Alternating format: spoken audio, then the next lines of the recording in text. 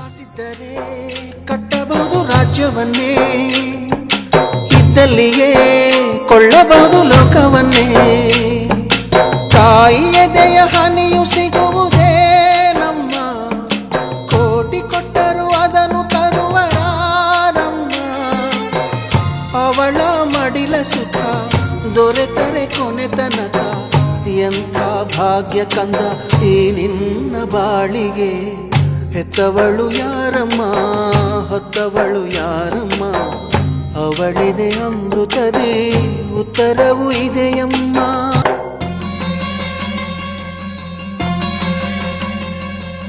ಮಮತೆಯೇ ಅವಳಿಗೆ ಸಿರಿತನ, ಕರುಣೆಯೇ ಕರುಳಿನ ಗೆಳೆತನ.